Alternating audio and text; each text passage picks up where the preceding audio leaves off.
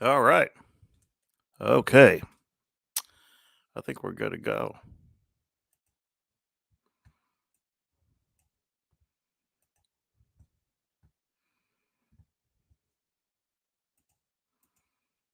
Let's see.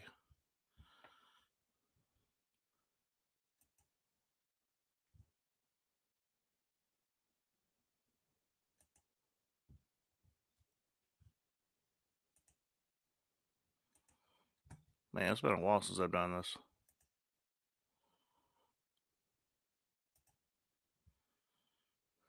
Let's see if we're on. All right.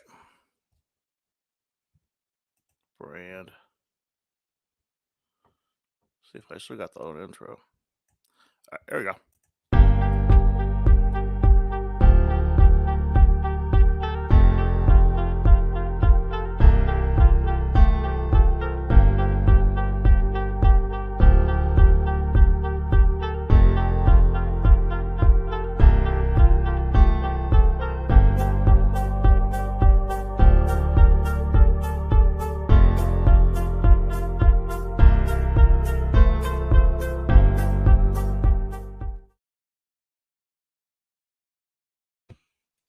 All right. All right. Okay, guys, it's been a while. Let me fix something on my artist page. There's always I guess they don't do that anymore. Okay. All right. All right, guys. Well, welcome back. It's been a year. I haven't done this podcast in a whole year. So I got better I got better Wi-Fi this time. That's why I haven't done it in a while cuz the last two I did the Wi-Fi totally fucked me. So I was like, all right, let me get my shit together before I do this again. I was also I also wasn't I was actually going to get a more podcast friendly mic before doing this again.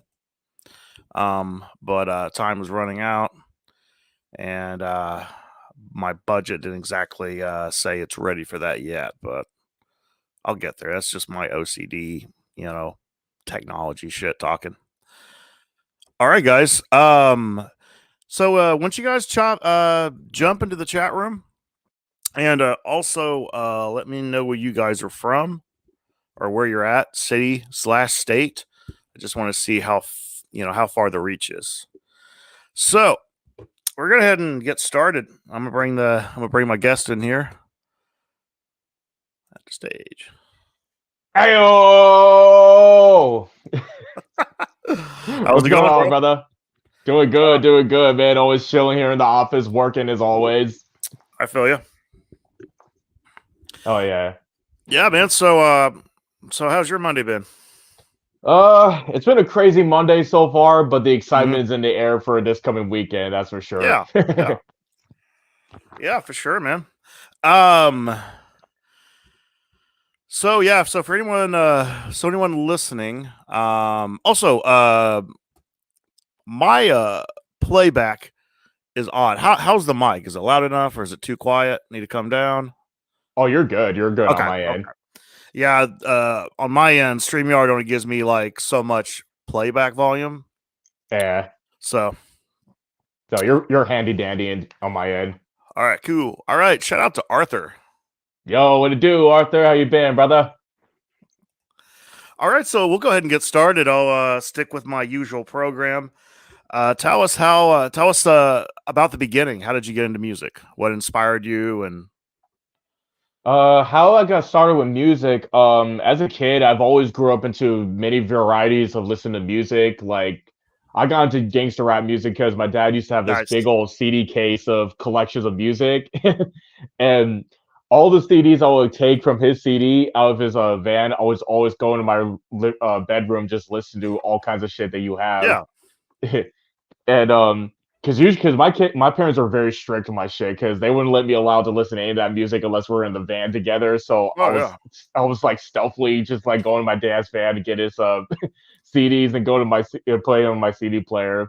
Hmm. But eventually, how I got into music was around 2006 when I was like 14 years old. My friends got me into more to like darker side of music. That's which introduced me, of course, like Insane Clown Posse to Hmm. Twisted, which dwelled me to that type of genre. But when I discovered about Esham, he was the main artist that legitimately Yeah. dwelled me to the rabbit hole of horrorcore itself, along with Shy One itself.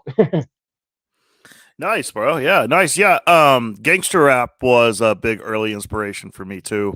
Um, for me, it was the aggression, it was the energy, Yeah. the anti censorship kind of attitude, and just so yeah, that was an early inspiration for me, and yeah, I got into ICP when I was in high school, and and it was funny because back then I was a punk rock kid in high school, and then I started getting into metal, and I was already into like obviously this is early 2000s, so late 90s, so obviously hip hop, and it was funny because um, there was a drama class. It was one of those classes you took in high school where you really didn't have to do anything. You got credit for showing up. So Yeah.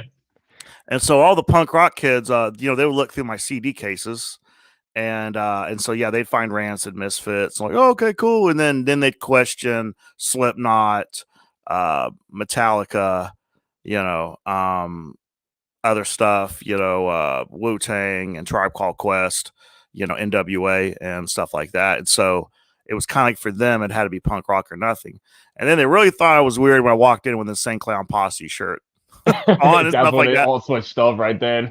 Yeah, they're like, I don't know. Oh, shout out to Hey, Thrax from Carnage Crew, Rax, man. what it do, Yeah. Brody? Yep. His signature catchphrase. Also ATM. What's Yo, up? what's going LOC. on?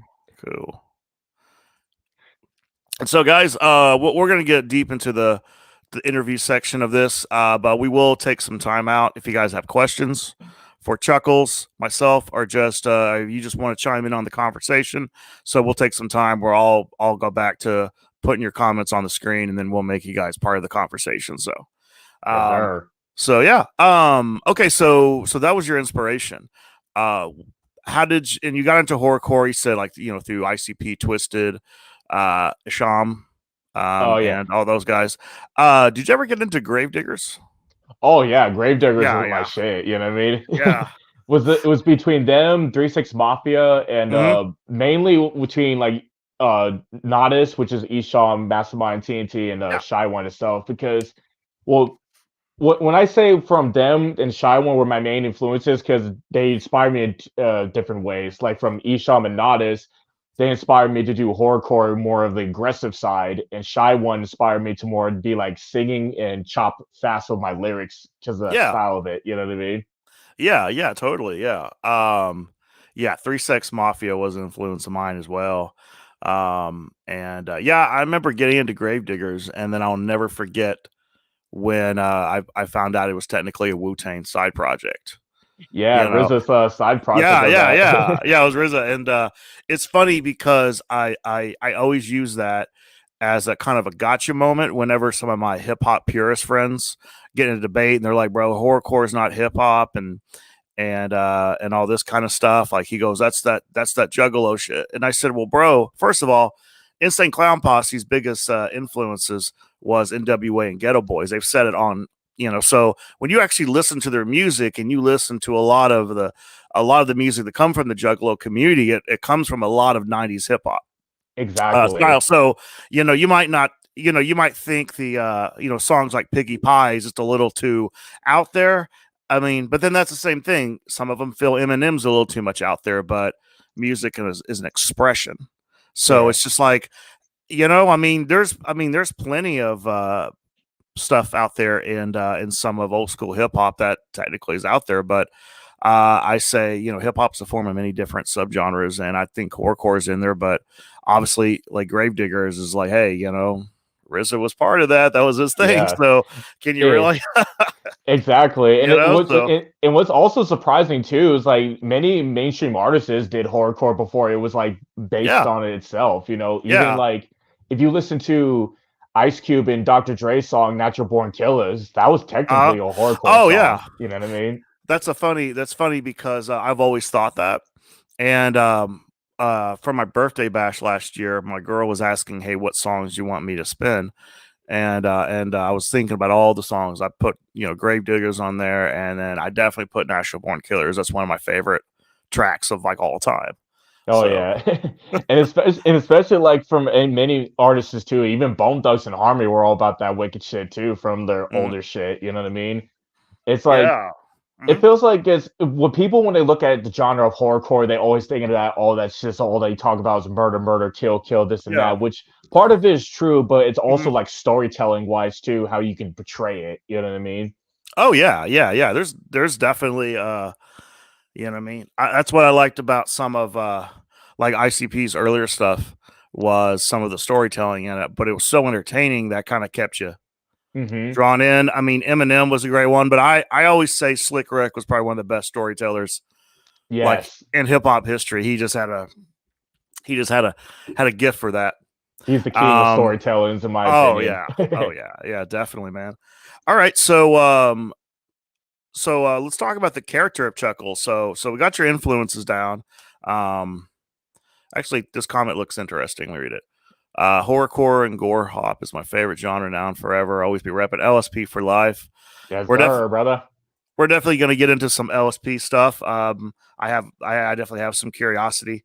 But yeah, let's talk about the character of Chuckles. Like, where did that come from? Because that's kind of one thing. Like, Had Enough is like an alter ego character that I kind of created because I'm a big comic book fan and I like DC comics. I like the Batman villains. Like yeah, Joker's up there, but Two Face is actually my favorite character, Oh and yeah. because of the split personality and how one is trying to contain the other, and so for me, like I came up with my character as an alter ego as if it was a comic book villain. You have a similar you. I always notice that like it's more than just a name, and it's more than just a killer clown kind of like aesthetic or character. Uh, I noticed like you always have like a mask on or something. Like I don't Right. think anywhere on your social media does anyone really see. I think I only saw one photo of your real face. Yeah. So only on the rare occasions, you know what I yeah, mean, that you yeah, see my real face. yeah. So I was kind of curious. Is there a background story behind Chuckles and that whole character and what and how that ties into your music? Well, the funny story is, well, it's kind of a dark story too, because the name Chuckles itself, I actually got it when I was a kid from a fight itself. Is because some kid when I was growing up always liked to fuck with me like every single day to the point I just like blacked out and just had to beat his ass. Yeah, The same been there. shit that he would do to me, and I would laugh in his face the way he would do it myself until one of his boys pulled me off of him and told me, "All right, Chuckles, back the fuck off." You know what I mean? And for some reason, I just like that name. It just like stuck to me ever since. And the character itself is not a juggalo per se. It's more like the Mhm. darker side of my persona, what people treated Yeah, me when I was growing up. You know what I mean? So I use that as like the darker appearance, like a Dr. Jekyll, Mr. Hyde feel yeah. reemerging. You know what I mean? That is so funny because and granted, you and I are different in a way as artists, but that's a very similar concept to what mine is. Mhm. Um, and because like Had Enough is like the person I don't want to be when Right. when I'm like, I guess you could say had enough. So, Had enough. Did you had enough? yeah, yeah. Type Foul, shit. I'd make that joke now because when I first started, Had Enough, like that pun was used numerous times, and everyone would use that pun and then laugh as if they were the first one to say it. I said, "Dude, you're like number 10,035. The joke's old at this point, anyway." But yeah, I relate to that, Doc, because like I said, I got bullied in school and stuff like that, and there was a lot of pent up aggression. Let me learn how to talk. A lot of pent up aggression I had because I when I was younger, I let just a lot of shit slide because I didn't know how to like react to people, and Right. and then you didn't want to tell your mom that you got in a fight and stuff like that. So as I got older, I think my reaction was a lot more extreme. I'll never forget I think later down the line when I finally decked someone in the mouth because you know what I mean. So Right. like that shit comes at you eventually. But I always kind of believe that like stuff like forms of art, such as music, such as filmmaking, even athletic sports. Great example Mhm. too.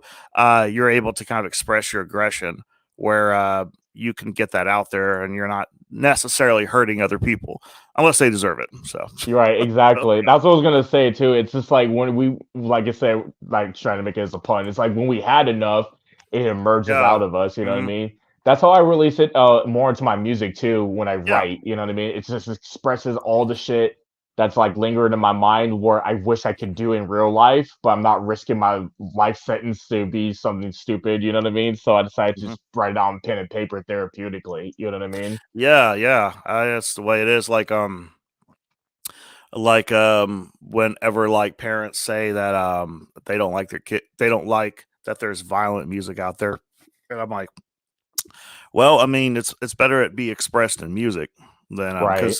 because me jamming to trying to find an example um like me jamming to like a Marilyn Manson or a Slipknot song or a Cannibal Corpse song, and just expressing those violent thoughts is going to get a lot of that off my chest versus me, actually snapping and doing the real thing. You know. Exactly, and that's why we're always it's always like therapeutic when I listen to those type of bands hmm or artists that put out that music. And what people, some parents may not understand is like hmm we don't influence nobody to go out and do something like that. You know what I mean? It's like if you want hmm to get some aggression out of your system, just like listen to our shit, because we have the ability just to be free what we want to express out freedomly. You know what I mean? Some people Yeah. think it's like, oh, if you could say this, it's like shock value, this and that. But it's like all the shit that we talk about, I always express like the real evilness of life, what's going on, and never be like too cartoony with it. You know what I mean? Because I always try to hmm keep it real as possible as I can, but also trying to make it fun. That's one of the main importance of it too. Right on. Yeah. Right on. Yeah. I'm 100% with you on that. That's how I've always looked at it. But a lot of it is, I think, when you're a parent, you kind of like to believe that your kid is fully innocent and everything's sunshine and rainbows, and it's probably like a hard um, mental space to be in when you have to realize that your kid's probably suffering from you know certain things such as that, and so it's like, how do you handle it, especially if you've been a parent for the first time? Oh yeah, And exactly. yeah, and then you see them loving things that you worry about how deep influence goes. So I think Right. that's you know Exactly. It's like there's some times when some folks might have to check on kids because we yeah, don't influence like the weak mind to be too inspired to it. yeah, But true, it's also at the same time too. It's like at least if they're not doing the stuff that they're when we say in their lyrics, that's all cool. And it's so cool too. Even some folks even inspire their own kids to listen to our shit too. Even bring yeah, them out to shows that we do, which is awesome as hmm well. You know. yeah, yeah, totally. Okay, so we tackled on that. Um, how'd you get into the music scene? Like, what would you say was? I hate to use the word big break because all of us have like put in a lot of work to like make our own, break, as you could say. Yeah. Um, I guess tell the story about when it happened, like maybe like your first show, or you could just kind of describe like when you decided, hey, I really want to do this. Like what like inspired you in that way. Yeah, so officially when I back in 2006, I was more of a writer when I was writing through my lyrics because I was like, hmm even back in the day, I will admit I was like very introverted. Like I was too shy to release all my materials out until finally when I graduated out of high school in 2010, I was like, okay, what am I really gonna do in life as it is? So I was like, let's give this rap career a try and everything. So my mom actually reached out to my old neighbors brother-in-law who runs a studio, who's also worked with Kung Fu Vampire here in San Jose. So we went to his old studio in downtown San Jose, his old studio at the old Bank of America building. Like he gave me all the steps to do, what not to do in studio time and this and that. Really helped me like branch out to how to really get me comfortable in studio time, basically. And I'll admit, when my first song I came out with, I kind of sucked because we all started off, we were trying to figure out our own voice and style to it, until I got more creative to be myself and just have fun with it without hearing the bullshit what other people's opinions is. You know what I mean? Just branch out till I Yeah. finally until I finally reached in 2011 at 19. I released my two songs, "Keep the Heads and Eat the Rest" and "Mental Patient" out, and people really fucked with it like right off the bat, which is insane. And then eventually, I started to like branch out to even to this day with new styles. Wow. Yeah. That's crazy because I was like that. I started off writing and I was very introverted. In a way, I still am. So, yeah, I mean, I relate to that too. That's, so that's crazy. Yeah.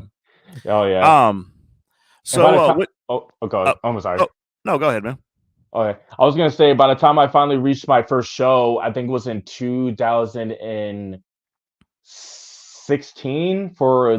the Merciless Assault tour for Scum and Lex the Hexmaster. That was like my very first show I ever got to open up for them. Oh, nice. Nice. So I guess you guys like, so started your relationship around that time, like with like Scum and everything. Yes, sir. Yeah. Yeah. Yeah, I first met Scum.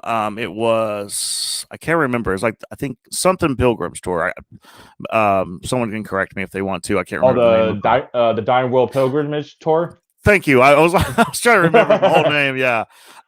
There's a group out here who I work with called Devils and Chronic. They I was actually a big part of them. Well, they had a group and then they disbanded and then they got back together, and then it was Suspicion the King and Roach Spliff, and then I kind of gave them some pointers in the studio, how to do live performance and stuff like that, helped to make their live set and stuff like that. Took Roach on tour with me a few times, and I don't know, they were just kids that was that I brought under my wing, and then now they're doing everything's on their own. They're just killing it right now. And so that was their big thing, was to do a tour with Scum. And I was like, hell yeah. So, and then I ended up on the promoter in Wichita, Kansas got me on that show. And Oh I yeah. think they're already halfway through the tour. So they had, so DNC already had like a good level of stories for me. And that's when I met Scum for the first time. And he was super cool. And Super cool. yeah, Super as cool as Russian yeah. motherfucker you'll ever meet in your life, man. Oh yeah, and it was funny because outside of just underground, the love for underground music, and I tell you what, I think the two things that we connected on was like Jaeger and death metal. Yep. So yeah, man, and I met Lynch there, and it was funny because one of the guys in DNC, I can't remember which one it was, and they said, "Hey, just let you know, don't let anything that Lynch says like." Don't take it to heart. He's kind of sarcastic at times, but he's very blunt. So he's not like an asshole. So I don't want you to think he is one. And I'm like, okay, bro, the way you've described him sounds like my kind of person. Right. Lynch is like a lovable asshole, and I love him to Yeah. death. Oh yeah. I always call him Uh Uncle Lynch every time I see him, and sometimes it will piss him off, but he accepted it. You know what I mean? yeah. No, he was cool. The first time I met him, I was like, oh no, I like this guy.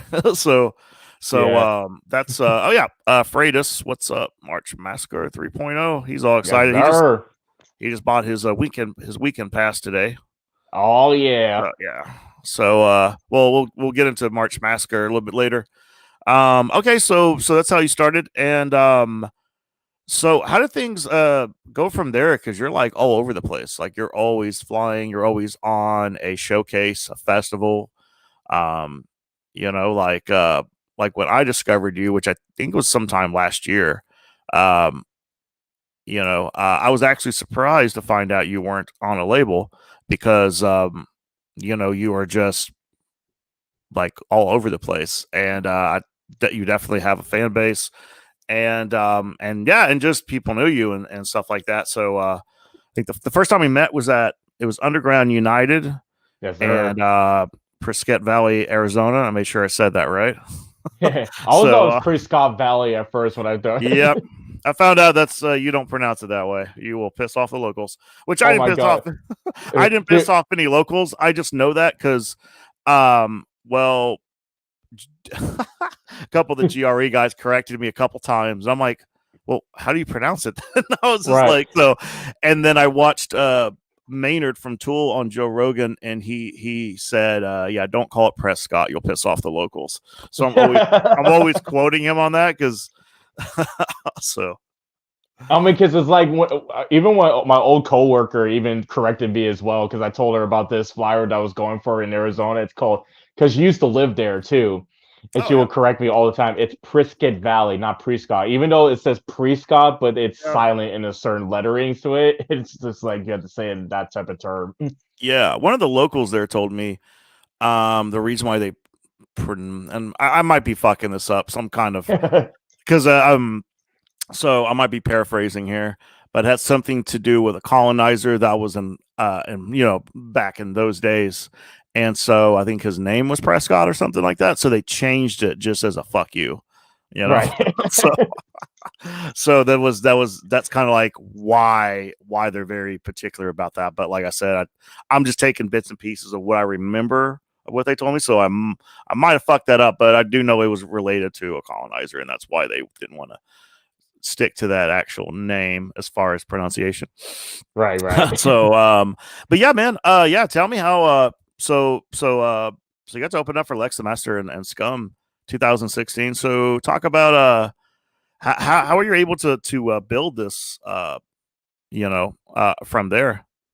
Because How like I said, it looked like I found out you're actually quite solo and independent. So as yeah, it's a like how I started up was like from when I first did my own shows and everything. I started really like savoring my money most of the time for like traveling, because traveling is always expensive, and just yep. gaining connections with a lot of artists that we know in Hmm. the scene, what we can do. Because my dream is always to go on tour, because I still have not officially gone on tour, even though Hmm. I travel from state to Yeah. state. Even it still feels like a tour regardless, you Yeah. know what I mean? Yeah.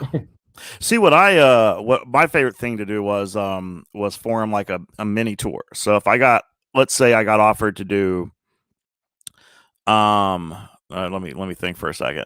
Like good example, like if I end up in a show in like let's say Denver, Colorado, I'll try and Mhm. come up with like maybe two Kansas date around that. Now I've not always been successful at that, so because sometimes you'll accept a show in a market where you don't really have any other contacts, so where to go there and back may not be that easy. Um, but um, um, but it definitely you make a little bit more money on that trip, so it helps kind of pay for the trip, and then obviously just makes the trip a little easier. Yeah, So exactly. And less especially longer like drives. yeah, and that's why I think Scum too for one of the reasons for that, because in 2017 when I opened up at Gorefest 12, he really signed me up to the show itself, like as a surprise, Hmm. which really was my very first show to ever perform out in the Denver itself. And Denver will always be a city that always be close to my heart, because the audience that Oh live yeah. there is amazing. You know what I mean? I think Oh that's yeah. like the center of underground itself, Oh, especially at the that's Roxy.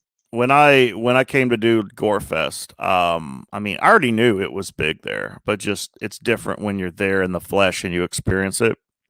Yeah, And I was blown away, and it definitely you know opened a lot of definitely opened my eyes, and it definitely reminded me of like you know what a real like underground music scene feels like, especially when you have all these artists from different states, and then you got all these fans, some that are local, and then people who traveled. So it goes to show that live music, especially in the underground, does mean a lot to a lot of people. exactly, and So I mean, it's especially Gorefest is like that's my own personal gathering for a reason, because hmm every year is always fun and seeing everybody from the whole scene like united. Because I've been a fan of it since I was like a teenager, like because I'll yeah, always go on YouTube watching the old footages when the past guests they used to have and all the artists that will come out from different states, to the point it was like one of these days I'm going to start traveling and get out there more. So the more I start progressive with my name and my music to get my name out there more in the scene, till they start to really like pay attention, like, oh man, this guy can do the damn thing, you know what I mean? He yeah, has that yeah. energy and that charisma, to the point let's try to get him out there, you know what I mean? It's like Hmm. always be connected with everybody that I know who can do this type of scenes to it. And ever since that, Yeah. I just started being smart with my money, travel wherever I can. You know what I mean? And just explore. And that one thing I just love about it is just the travel itself. You know what I mean? Just exploring new cities and new states and even new foods I haven't tried before. Yeah, yeah. Um, yeah, I'm definitely with you on the food part. I like trying like in the Midwest. I don't know if you guys, I don't know if I've seen it because I've been in the West Coast before. Fuzzies is like a place I like. I discovered it in Oklahoma City, and then they have it in Kansas and Texas, and I think it started in Texas, if I'm not mistaken. But I love it. But yeah, there's all kinds of, especially some of these college towns I've been to. Man, they've got like you'll find some very interesting, maybe expensive food, but Yeah, but it's worth it though. You know what I mean? yeah. College towns are like the worst cities they go to get find local foods. You know what I mean? Oh yeah, yeah, for sure, man. All right, so let's talk about. Okay, so you're now signed to LSP, so you are actually on a label now, and on one of the greatest ones. Um, so So here's before I ask you kind of how that got about. I don't know like how much you know. I know the game is to be sold, not told, but you know any so anything you don't feel comfortable or not allowed to share is all good. But I'm sure I have my own curiosity. But the funny thing is though, and I actually predicted that you were going to sign with. So like uh the last couple of months, I wouldn't say the last couple of months. I'd say towards the end of just of 2023. Um, Hmm. I've kind of become. I don't want to say kind of become. I felt like I'm like the Nostradamus of the music scene, and like things that would happen here in Tulsa. Like I would just scroll on Facebook or something or Instagram, and then I would see something, and then I'll be like, this is gonna happen. Right. Like I had a feeling, but I'm 20 years into this, so it's kind of like history repeats itself. So, um, I rem, like it would just, and I think a lot of it, and just being in tune to the music scene, and you could kind of tell if something's not going to last long, or you're going to be like, this is going, to or on a positive note, it's like this is going to transpire to something pretty dope. You know what I Oh, mean? sir. Or this is going to grow. So, and I'm not right all the time, but just when I kind of see something and I kind of connect the dots, it's like I think this is what's going to happen next, and Right. 98% of the time since since I started predicting, like a lot of things have come true. Nothing tragic, nothing horrible, but just you could definitely tell when I could just sense that, okay, this is going to be a really dope thing, Yes, or sir, this is going man. to grow. And there's sometimes where I just like, this is not gonna last long, or something like this is probably gonna be the straw that broke the camel's back kind of thing. So um so the funny thing, so when I originally offered you to do March Massacre, I think I wanted to bring you to Tulsa, and I don't think I had March Massacre really planned out quite yet. But I remember we talked at the Underground United event. Yes, sir. Briefly, it was an idea. Um and um and so as time went on, and then when I finally decided, okay, March Massacre, this is the one I'm gonna have you headline. So I had that idea, and then and last year I had Scum at Smalls One headline, and then the first year was just a one night thing. So it was me and my guy Haramax from Dallas, Texas. We were kind of like the main acts, and then last year I had JP the Rockstar from Arkansas, and then night two was Scum and Smalls One, and so and then I just, the more I thought about it, the more I think Chuckles is perfect. And then I just said, man, but I had this feeling, and I told my girl this is like, I think he's either gonna sign with LSP or another big underground label. Like I said, I just feel it. So I think around that, so I said, but I think around the time we announce it, he will be on some label. So it will, it'll be even doper. So it's just like I told her, I was like, I don't know, I feel like that's gonna happen. And Hell yeah. then I see the flyer for Black Christmas, and then uh, I believe yeah, I think, yeah, it was Scum that posted it. I saw it on Instagram. I'm pretty sure, and they said that, hey, there will be an LSP signing at this event. Mm. And I just looked at the lineup, and I'm like, fuck me, tell me I didn't just Like you predict the future, like the Simpsons type yeah, shit yeah, right yeah, there. yeah, felt like that. But Oh yeah. and I wasn't so much like saying, oh, it's gonna happen. I just had that hunch. It's kind of like that talk about that gut feeling, you know? Mhm. And so I just but a lot of it had to do a lot of it had to do was just seeing how much you've been doing, and you've been close to the LSP family. Yes, To sir. that whole you've been doing a lot of stuff with them. And to me it just watching and connecting the dots. I don't know, man. It just to me it just made sense. And so the so the proper worlds collided. And then yeah, and then I saw the announcement, and dude, I about dropped my phone for two Oh reasons. yeah. For two reasons. Well, for one, I was excited for you. So Thank because you, brother. so yeah, and then two, I was just like, I was just like, did I really? It was funny because I really, really, I just like, and then I took a screenshot and I showed it to my girl, and I was just like, called it. Hell And yeah, bro. that happens a lot. Like I'll talk to or my friends, and and uh I hate to say it, but a lot of the Nostradamus, a lot of kind of predicting just came from artists in the scene where there was some hate, and I kind of there was a I hate to say it, like a dark time where you didn't know what dudes around you were going to stab you in the back next. And then Yeah. I just remember looking around. I'm like, yeah, this guy's acting a little weird. He's next, and he was.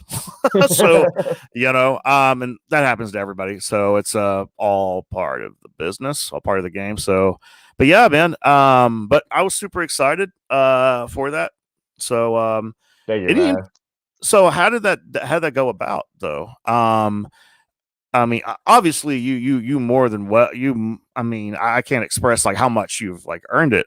Um, I'm always curious. Like the last, like I said, I haven't had this podcast in over a year. The last guest I had was Matapelli Music, Oh ironically, yeah.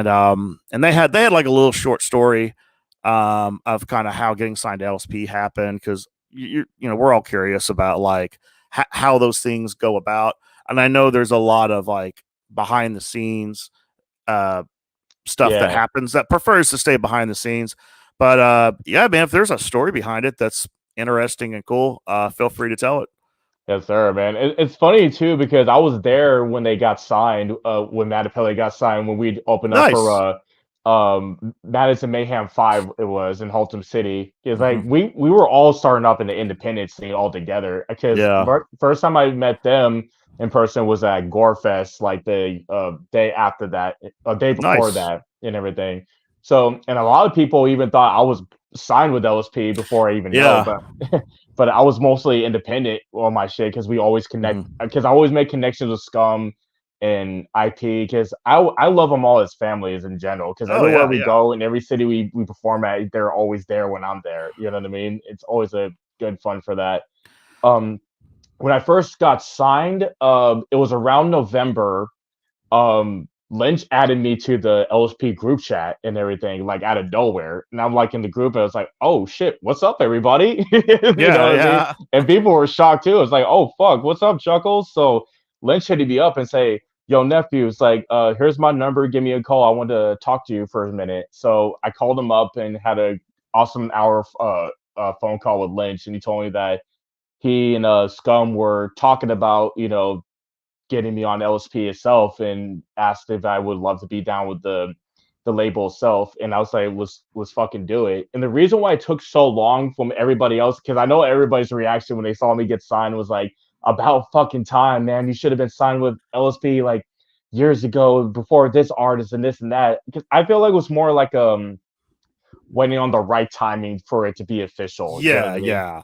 That's something, and like I said, like I've only been a part of one label, Moga Music, which I was a co-founder of it, and but there was the way it was operated was as close to by the book, but it was more like for the artist.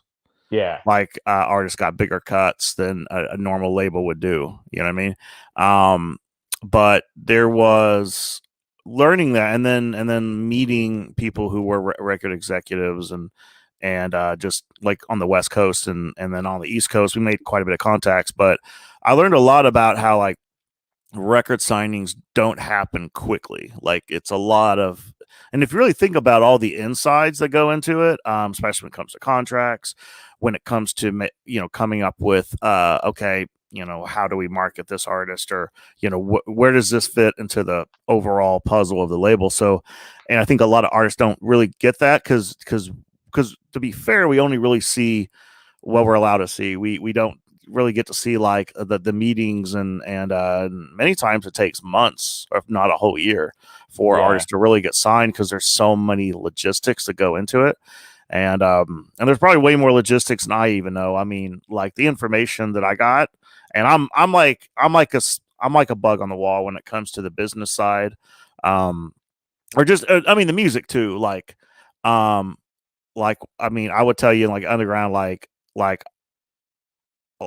Insane Poetry is even long before I even heard of LSP. Insane Poetry is one of my favorite underground guys. OG So man. Oh yeah. yeah, so when we connected, that was like meant a lot. So and I love fucking what him and Scum do with Triple MD. Like I think that's like Yeah, they grow that shit like even more and more, no matter how I long they've call it been the together. You know what I mean? yeah, bro. I call it like the sadistic duo. Even though that doesn't, Exactly. so yeah, it's fucking dope. So but even then, like when I watch like even like a good example, like I think that one of the first or second times that I brought Insane Poetry to Tulsa, I like watched his performance. And then even he would put you on game. He would say, hey, he would tell you where the sound is traveling from what speaker. Like Yeah. he's so deep, and then like he says it in a way that makes sense, but it's like something you probably wouldn't even think about. Right, because he's so he's so old school like that. Because he's Yeah, been he's doing so it for this like 30 yeah, yeah, plus years. You know what I mean? yeah. So yeah, that's always been impressive to me. But like I said, like I like kind of feel like I'm like a bug or a spider on the wall. Whenever people are taught, when artists who know how to perform and stuff like that, or they're in the studio, they talk about organizing a song or structuring a song. And to me, like, I gravitate to that. But when it comes to the business stuff, because when you're independent, you have to be the artist and the businessman.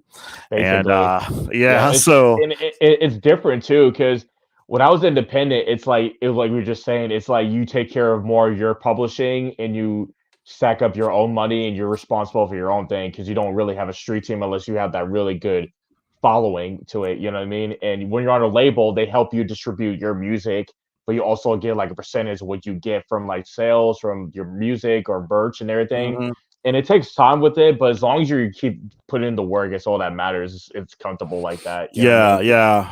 It's I tell artists maybe all the time, but I'll tell them that learning the business side, as overwhelming as it may be, it'll help you it'll help you understand, like, because I think when you're always just the artist, it gets a little frustrating because you don't understand like why you can't reach people, Right. or why this isn't working. And then when you understand business, when you understand marketing, and then you tend to understand like human behavior away, or what people react to. And Yeah. so um, Because and then I and people or itself, it's like depends on the audience you're surrounding yourself with. Because there's some people that will fucks with the genre that you do, mhm, or they might not fuck with it. It's all about yeah, like interacting with them. You know what I mean? It's oh just like yeah, and I know it's definitely, bro. hard for and I know it's hard because people saying like you had to constantly put out every music just to stay relevant and everything, which some part of it is true, but also like you do something else besides just like releasing like music. It's just get Hmm. out, do shows. Shows to me in Yeah. general, it's like the number one that will keep an audience going. It's like especially branching out to new audiences instead of Yeah, go out and true. travel. True. That's kind of what I did during the pandemic. I was like, that's how I started this podcast. And I've done podcasts before, but they were always like audio, like they're like on SoundCloud and shit. And so, because I just said, well, while I'm working on music, let me find out other ways to put content out. Because during the lockdown, I'm like, well, dude, a friend of mine in the industry said, dude, we all have a captivated audience because everyone's on the internet. So take advantage of that shit, bro. Yeah, So yeah, yeah. exactly. Because around that time, I was doing like a live, like I think I did Hmm. two live show performances during pandemic. Even though I wasn't on Twisted's the couch live thing and everything, I thought about it, but I was in that Great Depression at that time. But before that all happened, I wanted to like, okay, if I can't be able to do shows anymore, let at least give people some hope that there's still artists still doing this, and still want to get out there. Yeah, So and it that's it really popped out, and I noticed a lot of people started doing that too, just to get yeah. their audiences going, you know what I mean? Oh yeah. Oh, I wanted to make sure we Don Chaos, Hey, Don Chaos, what's going on, brother? and then DNC. We just mentioned them earlier. What up, y'all? What's going on, brother? Cool. And then my dude Devin from Florida just popped out. Shout out to Cult Gang Go gang. out all the way out in Florida. And then we got James over here. Hey, how are things? Yo, going good, man. Hope you're doing great, brother. Before we get into the March Massacre talk, I think this would be pretty beneficial for especially artists listening. And like I said, I always like to hear different stories and perspectives on how certain artists make things happen. Um, Chuckles, and then Creature of the Night. He's got the Yo, March Massacre profile picture. Yeah, I mean, creature of the okay, night in the house, brother. hell's up. All right. Um, so building a fan base because you have a very dedicated fan base from what I've noticed. I've seen like your pages are growing. Definitely your Instagram is growing. Um, you're probably amongst the few that are still on Twitter X, where they're called, that still have like a following. It's I still call it Twitter the next. Yeah, right. I It's always so do that. stupid. I call it Twitter or whatever they're calling it right now is my favorite title. Fucking Elon Musk. The the app formerly known as Twitter. Mhm. I like that one. But yeah, man. What are some of your, I don't want to say tricks of the trade, but I guess I say like one of your skills that's got you to like captivate, an audience and continue to grow. Or Yeah, that's a good. what do you Yeah. think works the most, just from your perspective?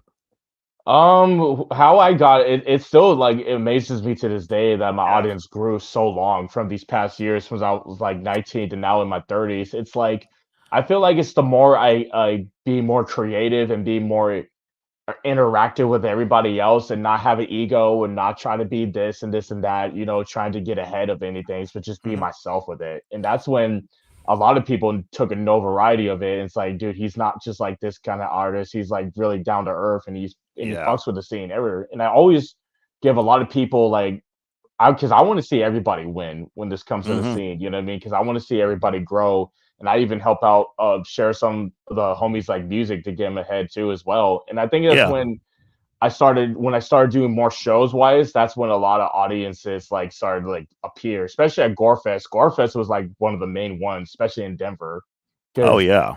and especially in Denver too, if they know that you are a very unique artist, they fucks with you heavy. But if they know that you're just this asshole, they will not fuck with you at all. You know what I mean? So, Right. and it's really like, and also IP to me is like the OG of my time. OG to me because he's like a teacher, because he always taught me a lot Yeah. of like Uh-huh. things of what to do and what not to do as an artist. Like even one of the times I was independently, because he's been seeing me when I was growing myself too. It's like, what you're doing, you have that charisma, you have the chemistry. What you do is like, even at Gorefest that we did, he said, I think you'd be good. Like, you don't even need to be on a label, because you know that you have all the tools, you know what to do. You constantly release music like constantly, and not just be like a slow Hmm. dude who just releases like a yearly thing. You know what I mean? Even though it takes Oh a long time for me to get an album out, but I always want to make new material out. You know what I yeah, mean? yeah. Poetry Gate. Yeah, dude. Yeah. He gave me like so many props. And he even said, man, I think so many. There's been so much I can't even recall, but he put me on some game. He just said, yeah, come up as many income streams as an artist as possible. You know, stay close to those that got good positive energy. That was like one of the big things he constantly would tell me, and he's right. Like you feel the difference when you're around people whose energy you just can't really fuck with amongst those that you want to be around them and a lot. So yeah, Exactly. he taught me quite a bit about vibes and energy, and just in a brief period, I think I picked him up from the airport in Tulsa, and then we hung out a little bit before we had to get to the venue, and yeah, just some of just the things that he would talk about was just really educational, no way, and it makes sense the way he words it. But Yeah, yeah, and he's very encouraging. Very encouraging. So yeah, and he gives a lot of words of wisdom that really helps you a mhm, lot, just especially as an artist. Because he's, mhm. if you listen to the song "Stay Woke" that he and JP did for the album Team Guillotine, he really talks about the whole business itself. That it could be a dark, fucked up place to be in, especially if you're an artist. You just have to stay woke with the people that you surround yourself with, and not try to jump on the bandwagon just to be somebody else just to get ahead. You know what I Yeah, mean? true. That's very true. Um, I've seen I've seen both sides of it. I've definitely seen artists that will jump on a bandwagon and you can just kind of tell it's not genuine, you Yeah, know. And then even then like you would and even with some of them who had like a friends group that actually agrees with or actually likes that, they don't like them doing it because they know it's really not them. But you can definitely tell when an artist is just like that's them. You know what I mean? yeah, And it stands out. And yeah, it just comes out so much better. Like so yeah. yeah, I It's can't just fake the funk. yeah, yeah, faking it to making it does not get you anywhere. Even though No. some people say it can, but it's just gonna give you the negative like view of everybody looking at Hmm. you type feel. It's like why be an asshole with a big ego and knowing that you could be this in order to gain a good following with it. You know what I mean? Right, right, yeah, totally. But yeah, I mean, I definitely feel, man, you and I have like a lot in common. That's this has been kind of a very interesting podcast because you and I are a lot alike in many ways. But yeah, I like to. I mean, I don't think it's any secret. It's pretty apparent. I like to showcase other artists. Like I think I've been doing this. I can't 11. I think I've been doing this podcast. I think it's been a year or so. Well, it's been a few years. Um, yeah, since 2020. But I I always used it where maybe up and coming artists that are listening could get some advice because I know how frustrating it is to try like figure all of this shit out to a point where you're going to get somewhere and you don't feel like you're stagnant. You don't feel like you're in the same place for the next 5 years. Right. So I try to do that. I'll post some free game on like Facebook or whatever. Um, just any advice that I think benefits other people. Hmm. Um, Obviously, this podcast is it's geared towards the guests. It's to promote them, but also have some very intriguing conversations. You know what I mean? So open mic. I run an open mic every week. Me and my girl do, and that'll be 3 years in September. Oh yeah. We've been doing that, and like even then, like people ask me, it's rare that you'll see me do a set, because it's intended for everybody else. You know what I mean? So every now and then, if I have a new song I want to do, or if like last week I got asked to do a couple songs, and then we had already ran through the list. So I was like, all right, sure. So, but I tell people I'm just there to run sound and structure the night. It's open mic's not about me. So Right. So so you can spit on the mic and just have fun with it. You know what I mean? yeah, for sure. I mean, we'll do birthday bashes and stuff like that. Like if it's my girl's birthday, I'll do a set for her. If it's mine, I'll do a couple songs, but for the most part, I just tell her to play some Natural Born Killers and Grave Diggers. Perfect taste for it. Yeah. Oh shit! That's how. Shout out to well, this is just suspicion. How enough is goat when it comes to showing other artists the rate? Oh, I thought The said something. rape. The ropes. The ropes. Oh The yeah, rape bro. ropes. Appreciate it, Blind bro. death for life. Yeah, yeah. Oh yeah. What's blind death? I Blind Def is a clothing company. Shout Okay, out to my brother Eric for sponsoring me in 2023. It's an nice. underground clothing company based out of Seattle, which does horrorcore and does hip hop and does death metal in general. We just love that dark shit to it. You know what I mean? Nice. Okay. It's like the opposite of Blackcraft, but more brutal. Okay. I have to check this out because I'm a black craft clothing collector, and I already like what I've just heard you say so far. So Yeah, it's um, funny too. It's like Blackcraft was one of the clothing sponsors I wanted to get sponsored to, me but too. Me too. Yeah. yeah, but I don't think they would like my taste of what I would do in my music. But when Eric reached out to me in 2022, like I was friends with Eric for a long time before he started launching up this clothing brand because I love his art because his art is fucking phenomenal. Like he will take portraits of like gory horror movies and put them into like great details and put them out for sale. And when I found out that he also has a clothing brand around 2020, that's where I really got into it because he's like Nice. his style was super sick. You know what I mean? Nice. Yeah. Much love from the Hours of Chaos podcast. Yes, sir. Yeah, when we get off here, yeah, shoot me a link. I'd like to check out this clothing brand. Oh, I got you. So hell yeah, it sounds like something I'd support and sport.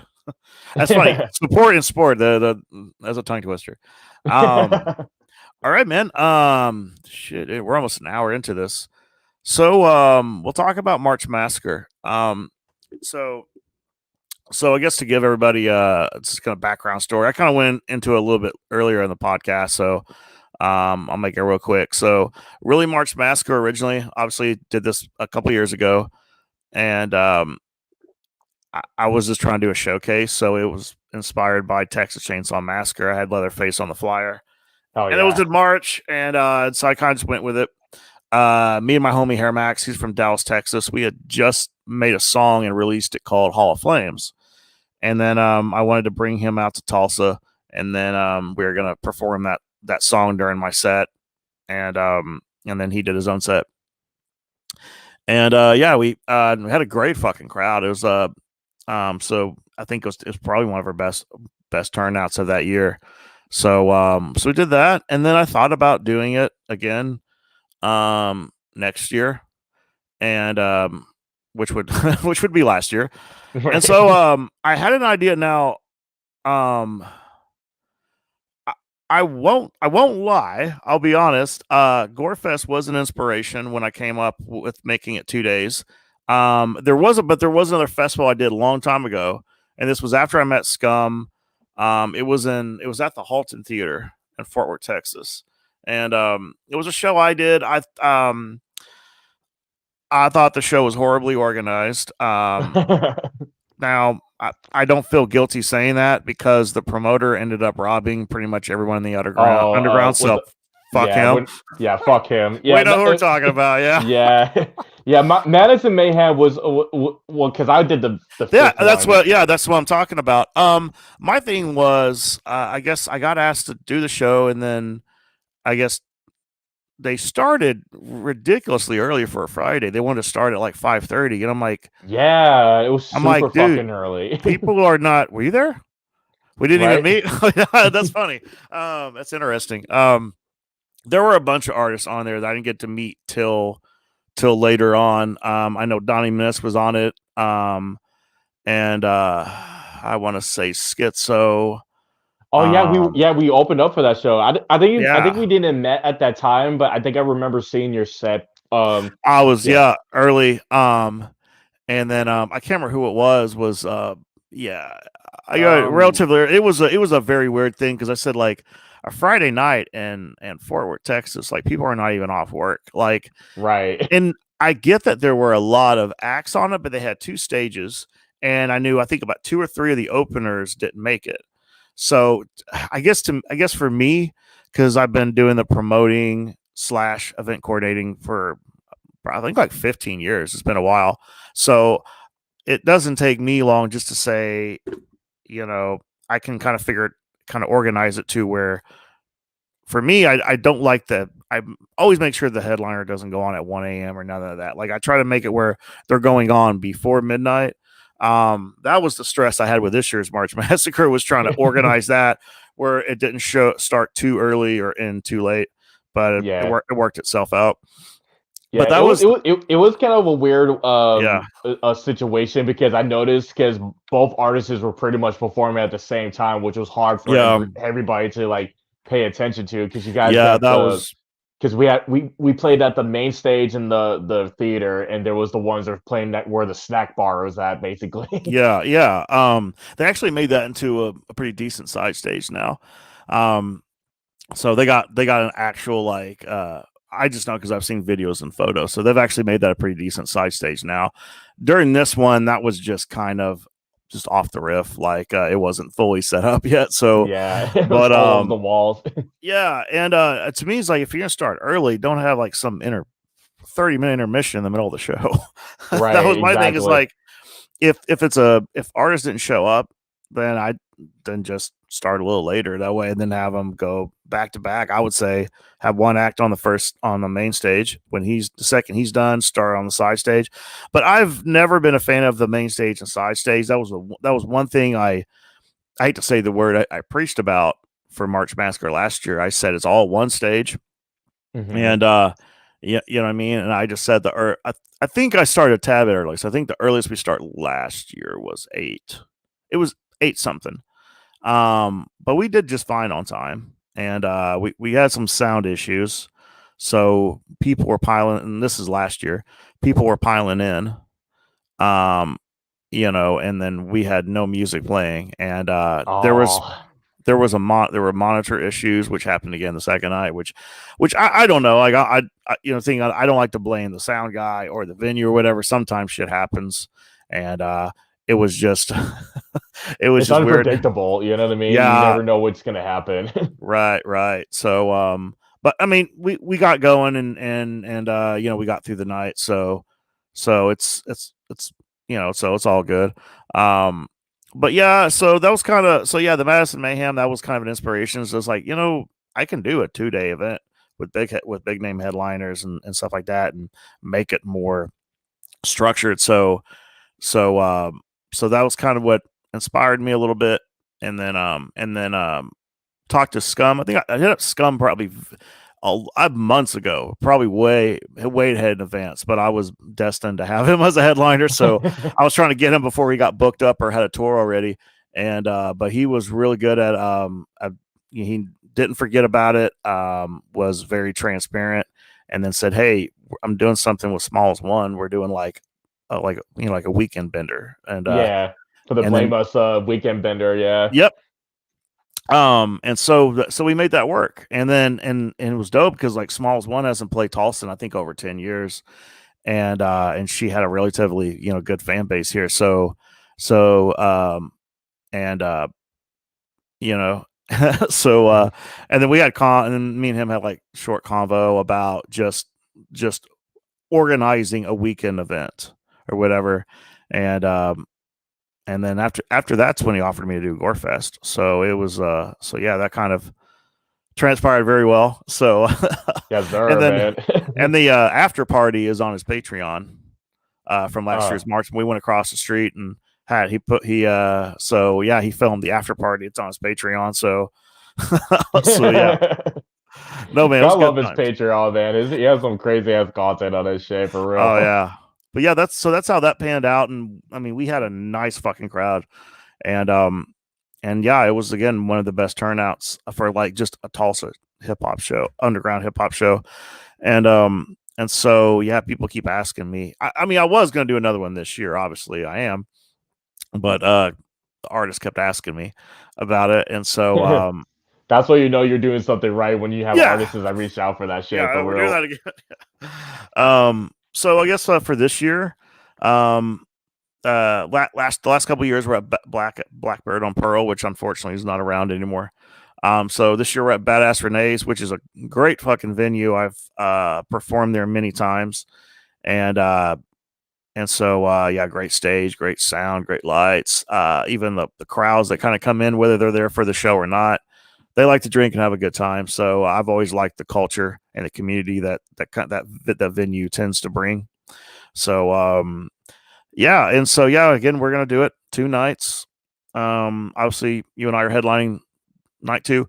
Night 1, I got my guy Unknown Caprice. Oh no, Caprice. He was recently on GRE for a good bit. He actually, me and him were actually tour mates, not Oh tour mates, yeah, label mates. I was talking about my old label. He was actually the first one to get signed. So that's, whoo, that yeah. was 10 years ago. Oh So man.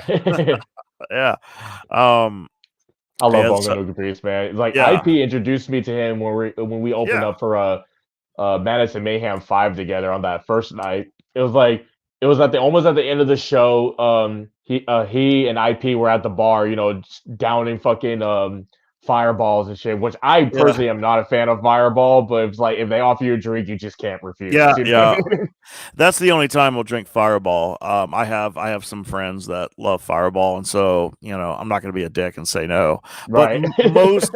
most people ask you what you're shooting. So Yeah.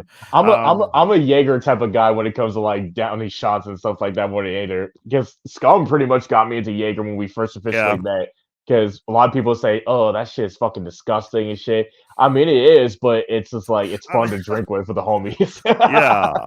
No, I've liked Jaeger for a while. I think it's because I was an old school metalhead, and Jaegermeister was always sponsoring metal tours, and and yeah, I don't know that and I'm 3/4 German, so there's that too. Yeah, But I would actually say the more I've shot those, doing when I've done shows with with like Scum and with Flinch, I tend to like it more. Roach from DNC, he likes Jaeger. Jaeger bombs I like a lot. me too. Yeah, Yeah. that's my shit. Oh yeah. Yeah, I was gonna mention this. Yeah, my girl Bo Peep, she got to sing karaoke with Smalls Went Lot 6 after the show. And that's what's funny because that was on his Patreon. They Oh both sang yeah. karaoke, so cool ass shit. I didn't mean to forget about that.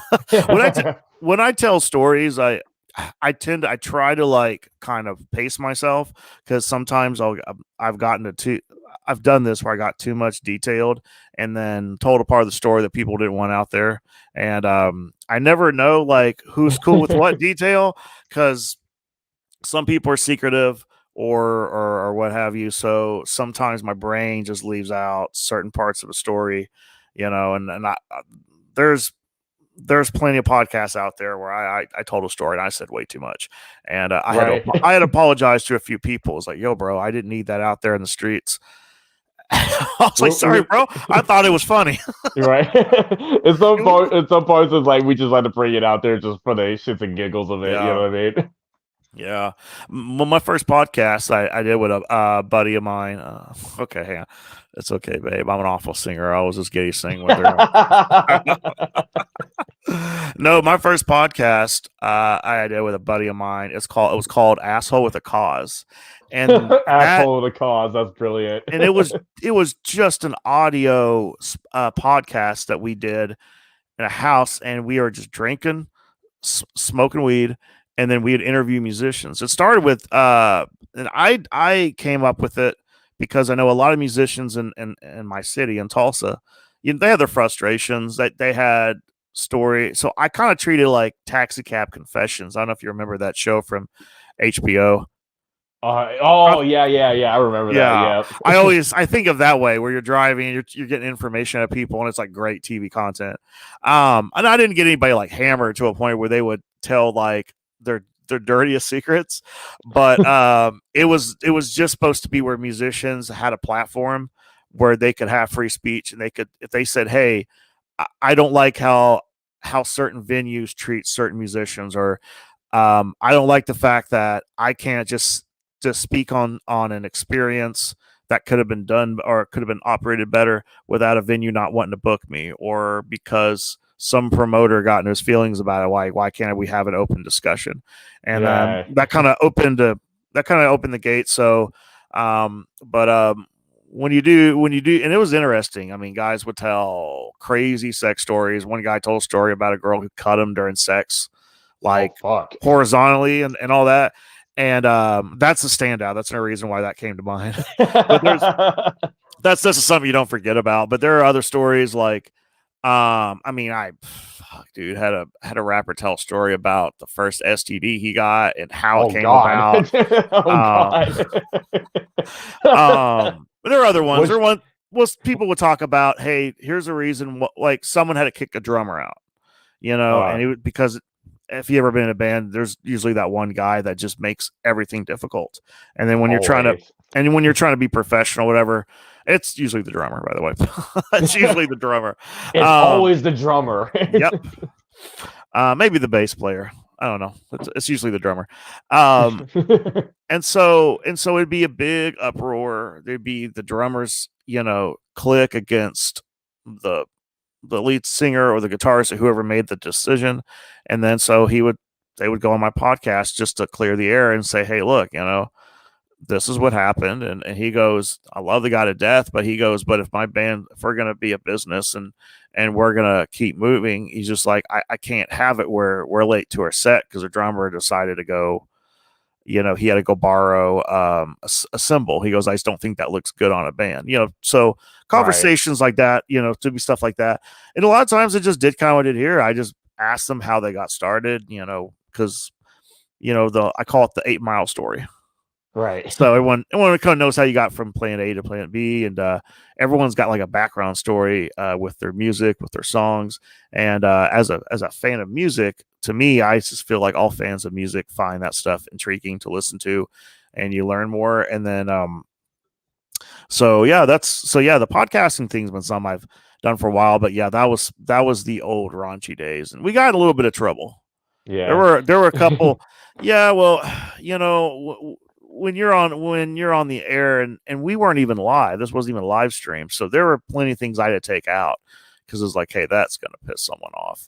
Yeah. When I And used to work on No Fucks Given Radio back in the day, that radio station, me and Unknown Factor, shouts to Unknown Factor, we would talk about all kind of off the wall shit. Like we didn't give a fuck. Like oh anything yeah, what people want to say or say some shit, like we just let it out. I mean, they had some times where there's people that came on the radio like talking shit with one of the guests. So we had some fights. We had some people rage quit.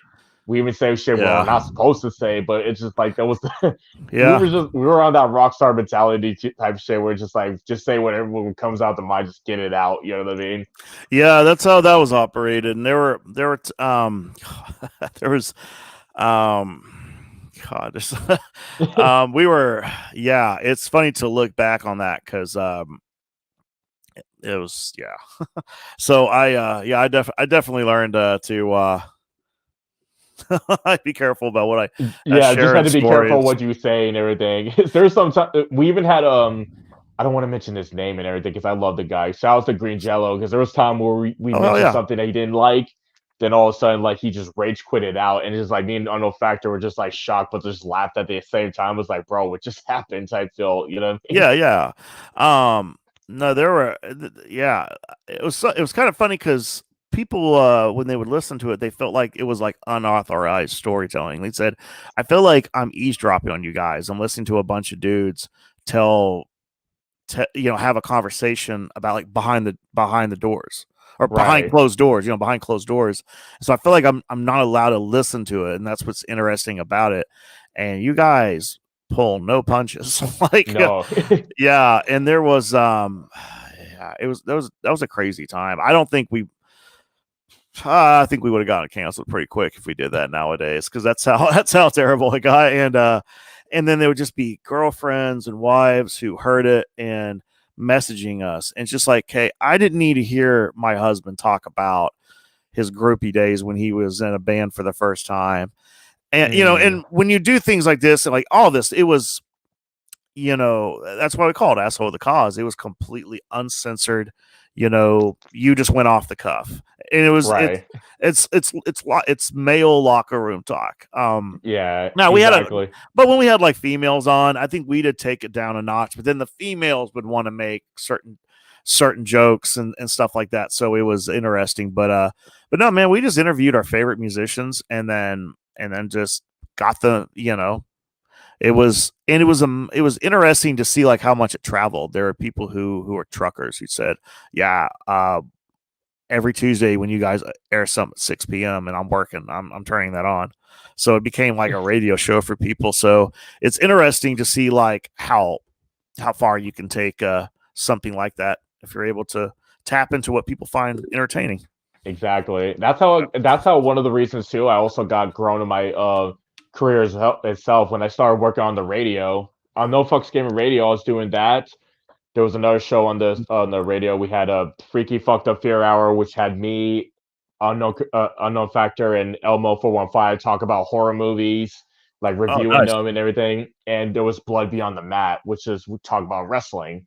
Because I was Oh, I yeah. was because I'm a nerd when it comes to like music topics, wrestling topics, and horror movie Oh, topics. So yeah. those are the main shows I would get my brain into and everything. Oh, yeah. Yeah, I'm no, yeah, yeah, I could probably talk about horror movies or just movies in general, probably more than I can talk about music.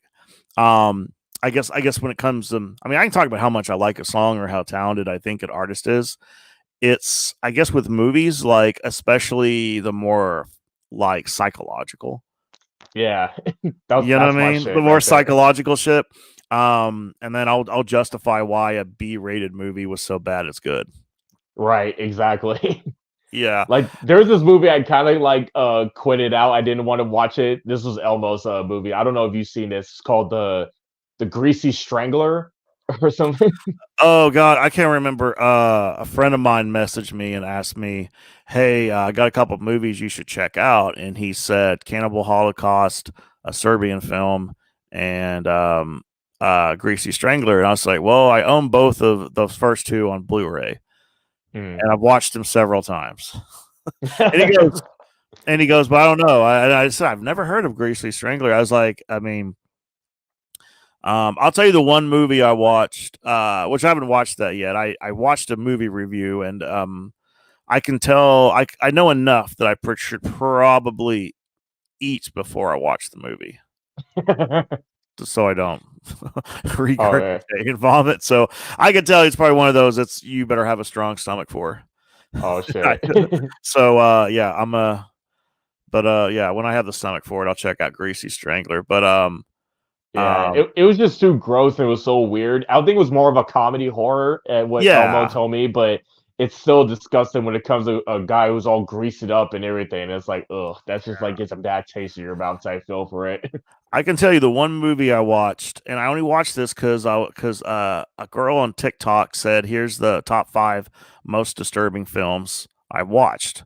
Now you say the word disturbing in film, I'm going to look that shit up. I'm going to watch it. Now there's a movie, one of them, and I this sounds weird to me because you know when it comes to film, I can be such a gore hound, and then especially the more extreme, especially when there's kind of some social commentary in it, especially when it's evolved around like history, and stuff like that. Where because like Serbian film has the social commentary where it's about you know how the suburban government made people do things they didn't want to do, and so Basically, yeah. they just take that to extremities, right? And then Cannibal Holocaust is kind of more of like how far media will go to sensationalize to have a story to a point where Yeah. it's more of they're making this tribe out to be the villains, and you know, and they're just disgusted by all the lack of humanity when really they're doing all these horrible things. So it's like you don't know, you know what what's behind, so you kind of see behind the lens of like I wonder how, you know what I mean, so it kind of How it kind of real it is. And it got so yes, real. Even the guy who made the film yeah, was in court to justify hmm, himself that this was all yeah, a movie because I thought it was a snuff film. You know what I oh mean? yeah, oh yeah, I've told that story to so many people and everyone's like I don't know if I should see this movie or not, Right. but I Even want to. same thing with that and the guinea pig films, the Flower Yeah, of Flesh and Blood. What's his name? Charlie Sheen saw that movie and he reported that to the I FBI, remember which that. had the Japanese police to even check through it and say, no, it's just all film and everything. Yeah, yeah, yeah, I could, the Japanese can make some brutal horror films. Their shit is fucking insane, you know? Yeah. um But I will say this: there's one film I wish I did not watch, and it sounds weird saying that, but it was not pleasant to watch. It's called Trauma. Um, Oh yeah, Have you seen it? Trauma was brutal. It was too much. And I hate to say that. Like I sound like a pussy saying that about a movie because I feel like I can handle anything. That one was just, and I get the commentary about it. It was, I think it was about Chile dictators, Yeah, and I think it was like and kind of from what I get, I think it was like Chile dictators who had like some kind of war against like a communist or something like that. I can't remember the entire story, but it had something to do with that. So the movie was supposed to be like a again kind of like Serbian film. It was like to the extreme, probably the horrible things that they did to people. But all it was to me was 2 hours of watching girls get sexually assaulted, and I just don't find that shit entertaining. yeah. So That's the part of it. yeah, That's my line right there. I just don't like that type of shit in yeah. general. You know what I mean? The only exception, and I'm not saying it's entertaining because it's not, when you have films like I Spit on Your Grave, which turns into a revenge, Revenge then you type movie. understand Yeah, that potential scene. It's well, you need that, or otherwise the revenge part doesn't make any sense. So, yeah. obviously they take it, and then Irreversible is another one. Obviously, they're not pleasant to watch, but you Even enjoy Hostile. You know what I mean? yeah. So you avoid you actually. So the revenge part, um, kind of makes up for that. But in Trauma, there is no revenge part. Like there's no, and it's tough for me because there's a part of me that I do like horror films where there's a bad ending. Human Centipede is a great example. So I Yeah, I yeah. kind of like that despair at the end, and right when you think Trauma was just not that. It was, I get the point they're making, and that's a hard level of art and film when the acting and the direction and the writing is so good that it's too much, you Right. know? So yeah. And it just makes us the viewers so guilty even watching that. You Yeah, know I what I mean? know. Phil. Yeah, I did have to fast forward some parts. Okay, let's get to the final inning, and then I was just kind of like, okay, I I need to I've go seen too listen. much. It's just like you got to get a 5 minute break in order to get back to it. You know what I mean? Yeah, I It's went it's on. like it's it's like how I felt when I watched Serbian film because there was a time where I had to fast forward some parts of it because I couldn't fuck with it.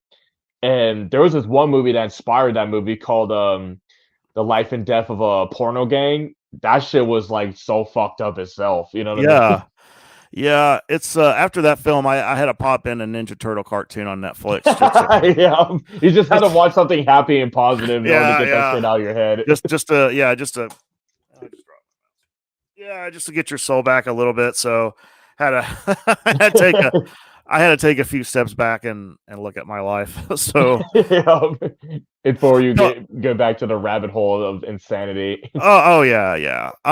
What she said? She said, "No, I have not seen that. I'll have to check that out. If it's trippy, I'll definitely watch it."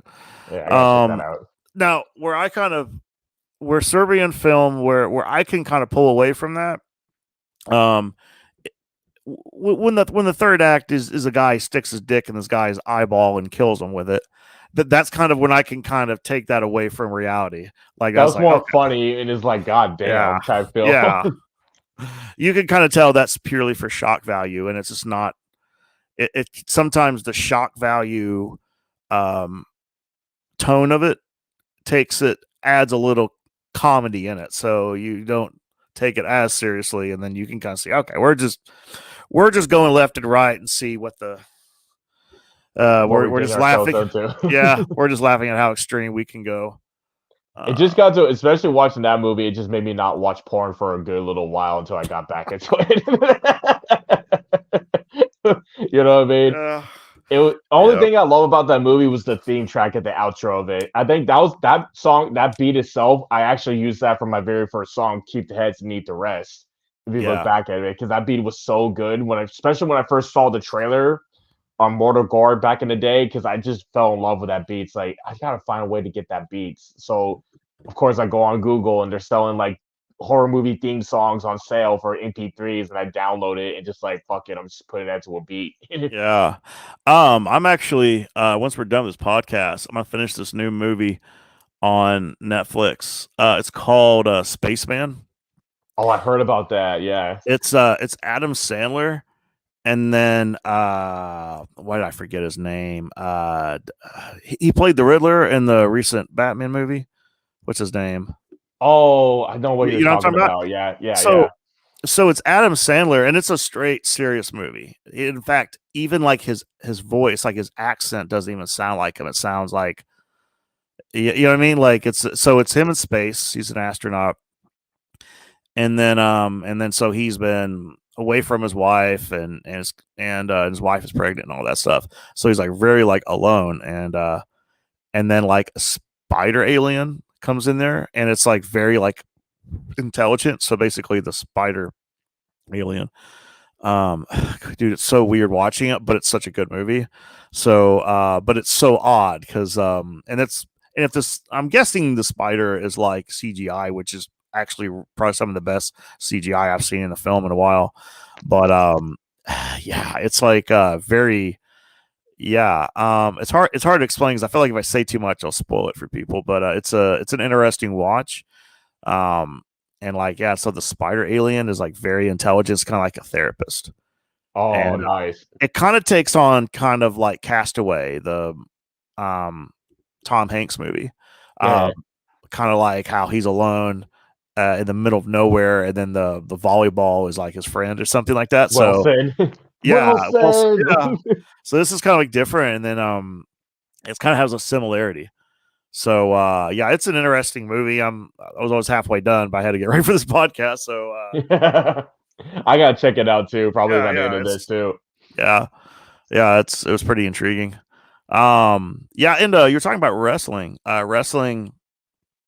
I've always been like an '80s wrestler. Like, I kind of fell out of it around like the Rock era, and it's not like Mm. not like I don't like the Rock or I don't like John C.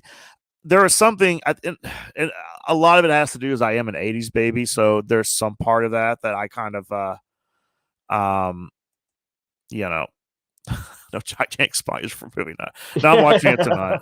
We have movie night every Thursday, so I was like, nah, well, I'm watching that. Shout out to Double God.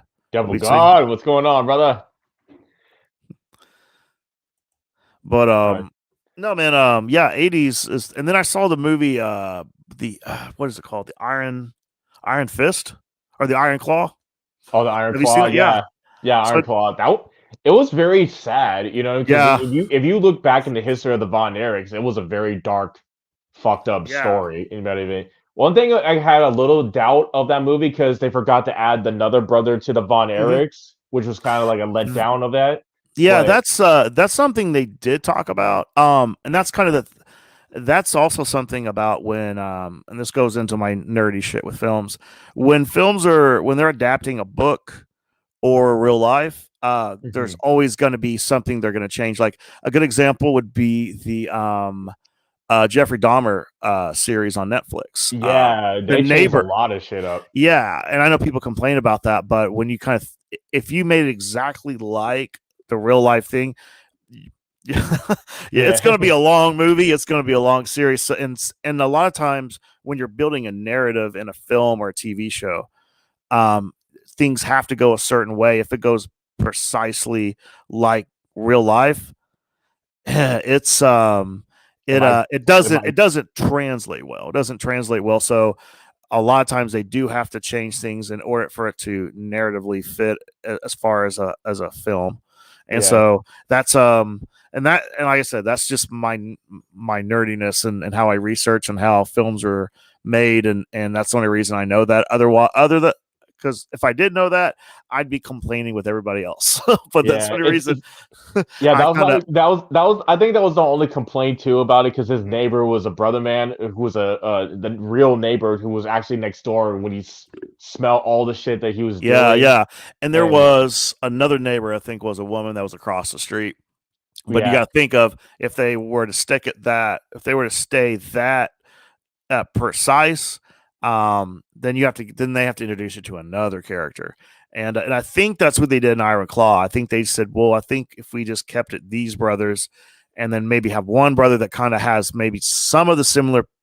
It sounds complex a little bit. So I think when you kind of are like when you're writing the screenplay for a film and you're introducing characters and then you're trying to build those develop those characters where the audience gets used to them.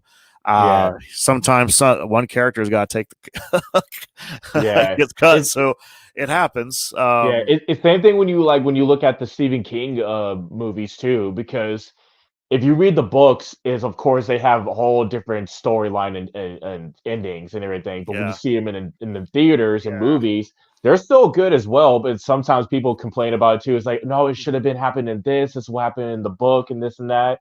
It's Mhm. like they even like The Shining too, because Shining had a whole different chapter to it. Because if you actually read the book, the whole story was totally different. You know what I Oh mean? yeah, yeah. To me on Book of, and this is something I think Stephen King just doesn't seem to understand, and I think it's what Stanley Kubrick relishes in. Is like he reads a book and then he says, "Well, my perception about the supernatural," because he felt like that's what the book Book mainly was about. was touching about, and then of course Stephen King got got He so got fucking pissed. He was pissed yeah of it. yeah he didn't like how he portrayed a female character, thought it was too misogynistic, and said she was actually supposed to be like a stronger, you know, person Character to it, yeah. character. But I think with Stephen King is just like, but obviously your husband is losing his shit. She's not gonna react. But also he tied into him having a problem with alcohol, him being abusive to her and the kid, and Yeah. you can even feel that there was something kind of off about the way the family like communicate. Like you could tell, so. And he was like verbally abusive to like the fucking actress during the whole film, and Really? at least from the way she puts it. But there's even video of him just getting pissed at her, and so I don't know if she just wasn't that good of an actress, and it was just frustrating that she wouldn't deliver the lines correctly, or it was just more of he feels. Or Kubrick is one of those directors that feels like the more real it is, the more believable it is. So Yeah, if that's what I he can was. Yeah. if I can make her where she's absolutely upset and almost to tears and full of anxiety, that's that's the character I'm going for, So it's Yeah, the he was extremity a of art of just and it you when you of course nowadays, if that were to happen, that's like a hostile work environment. oh, And yeah, definitely. It's like so yeah, Stanley Kubrick, he was a genius mhm. in his films, but he's like he really wanted to make it more realistic as possible. Oh Like, yeah. even if he had to fucking, like, verbally abuse his actors in order to get him to that Yeah. zone state, and Shelley Oh. was like she got through a lot of trauma after that end of that movie, which Yeah. makes you feel bad about it too, you know what I Yeah, mean? true. I also wonder kind of like about the Dark Knight, Heath Ledger, which a lot of that was him being so dedicated to a role. Yeah, To he was brilliant as Joker, you know what I oh mean? yeah, so there's I don't know. That's the interesting about that. And then you look at uh damn, I'm bad with names sometimes. This is what happens when you do a podcast off the cuff. No notes or no script or nothing. Um Man, and let's see. Oh, Christian Bale. Okay, Christian like Bale. yeah, like he's literally done so many films where like he'll gain weight if he has to be kind of chubby and fat for a role, or he'll lose weight if he has to be skinny, or Oh, he'll get fed if he has to be fit. And he's gone through so many different physical changes because he's so dedicated to doing different roles. And you're just wondering, dude, at what point were you nearly on your deathbed? shit. I think he said in an interview when he played that movie, The Resnick, when he was like Yeah. extremely anorexic and everything. It's like The machinist, yeah. no, the machinist, yeah, that's Yeah, right. yeah. Is that he lost so much weight that he said that he started to feel weird, like feel like tired because he's losing all that weight. Because if you lose all that weight, you're pretty much like killing yourself because your Oh, body yeah. needs to have like certain fats and nutrition in it. All he said he had was just chicken wings during that entire set until finally at the end of the movie he just tried to gain all that weight back Yeah. as possible with it. I can't if I was an actor, I'll probably have my limits to do what certain things and what not to do. If I had to lose a certain amount of weight in order to do this role, it's like I don't know if I can do that type feel. You know what I mean? If you're really that dedicated to your job and your craft, that's kudos to you. But goddamn, you must be a hardcore motherfucker in order to do that. Yeah. That's true. Yeah, that shit's crazy. Yeah, Yeah, yeah, and I go all night about that. yeah, and I give props to Christian Bale too because I watched this on an interview where he said people told him not to play as Patrick Bateman in a horror movie because they say it's career suicide because he saw the script of what he does to his victims. He'll say, okay, bring it on and see what happened. And that shit became like a cult following. Oh And it was yeah, all yeah, I'm part of that cult following, so it I'm was so definitely part of good, it. you know what I mean? And Oh then when they yeah, told him not to play Batman, it's like, okay, bring it on. Still made it successful, you know what I yeah, mean? yeah, for sure. Yeah, I'm kind of interested. See what he does next because I'm pretty sure he's not done trying different physiques, Yeah. different roles. The Dick Cheney one was the one that blew me because I went to go see that with my family in the theater, and I didn't even look into it. I didn't even know he was in the film. But then when I saw the younger him, I was like, why does that look like Christian Bale? Because the prosthetic like makeup Yeah, that make him look like Dick Trainer looks so different. I didn't know that was yeah. him I at heard, first. yeah, and I heard like I don't know if it's true, but I heard like he actually gained that weight to look like that big. Yep. And I was like, dude, just have him do the prosthetic costume. Exactly. He's Because I'm that like, dedicated to that shit, you know what I mean? because body fat's not easy to trim off. I mean, that takes some work. Oh So, man. but yeah, man, that's crazy. Yeah, man. Well, we're damn, we're an hour and 36 minutes. Oh yeah. Okay, I'll go ahead and end this. So yeah, for March Massacre, for anyone interested, I mean, like I said, we got our Tulsa people coming out. I know we got people from Joplin, Missouri coming, and we'll see where else. We had people from Texas come last year, so like I said, anyone who shout out to anyone who's traveling for the event. And so yeah, if you guys are trying to get any online tickets, I have physical tickets for night two. I have only a few left. This Wednesday at open mic, we'll be doing a ticket raffle. So we'll have a ticket raffle where you can win physical tickets tonight too, but also have a weekend pass. So and what that does is you get a weekend pass. The tickets in advance are 10. It'll be 13 at the door if you just want to wait and just pay at the door. That's cool. If you want to get the weekend pass, get you in both nights. That's $15, and then you'll get a pretty sweet lanyard. And you just show the door guy, get you right in. Um, Okay, Yes, sir. I accidentally hit that. So so yeah, and then yeah, we got vendors, and I think we're up to 27. I think we got 27 performers. Like I said, me and Chuckles will be headlining. Night two, night one will be Unknown Caprice, and then Wi-Fi, which is a super dope hip hop collective. They've been doing some cool things around here. Me and my guy Failure Foretold will be doing our duo group, Misanthropic Prophets. And yeah, man, it's gonna be a sweet ass weekend. I'm Hell ready for it to yeah. finally get here. So Yeah, I'm yeah, so ready, man. I've been yeah, so eager to get back on stage with y'all, man. I'm yeah, excited. yeah, man. Yeah, man, but it'll be cool. Yeah, I guess that's all I got. Also, one last thing. We are doing the VIP package. It'll be at my merch table.